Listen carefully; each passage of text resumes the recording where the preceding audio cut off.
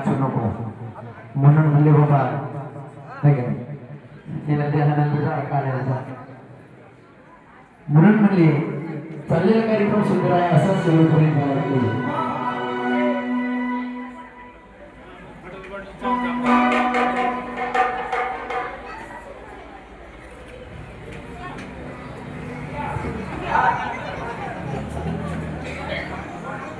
म्हणून म्हणजे बाबा कंपनी म्हणले जाईल त्यांनी दोघांनी म्हणजे विचार केला आणि म्हणजे मांडवगण फराटा येथे आज हा अष्टमीचा कार्यक्रम संपन्न होत आहे. मग असं तरी मी म्हणले बाबा सर्व लोकांमध्ये कोणी म्हणले जायचे आले आणि म्हणजे 33 कोटी देवांना आव्हान करू लागले. काय बघा 33 कोटी देवांना त्यांनी आव्हान केलं.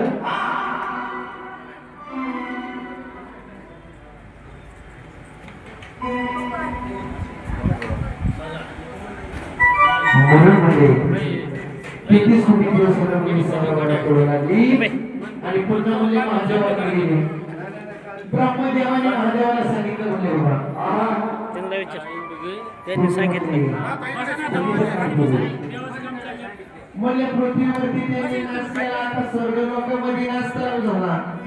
तुमचा आशीर्वाद म्हणले खरा ठरला नाही. तुम्ही म्हणले चुकीचं केलं याचं निवारण तुम्ही करा नाही तर म्हणले 33 कोटी दिवस यांना ही संपवल्याशिवाय राहणार नाही. मग मनी म्हणले दैत्य म्हणले पूर्ण पृथ्वी तलावरती आले. महादेव म्हणले चिंतेत बसले होते. महादेवाने विचार केला म्हणले बाबा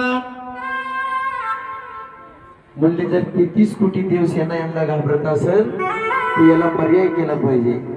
ब्रह्मदेवाचा 8वा पुत्र म्हणले नारद स्वामी.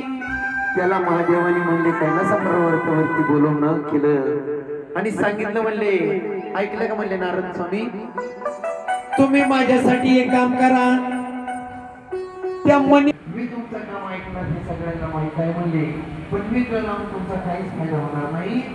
तुम्ही त्यांना आशीर्वाद काय दिलाय जोपर्यंत चंद्र सूर्य आहे तोपर्यंत तुम्हाला मरण नाही. मग म्हणले चंद्र सूर्य मनी म्हणले दैत्यांमध्ये दोघांमध्ये कळ लावा म्हणून म्हणले बाबा मनी म्हणले दैत्यांची कळ लावायची. मग नंतर नारद स्वामींनी विचार केला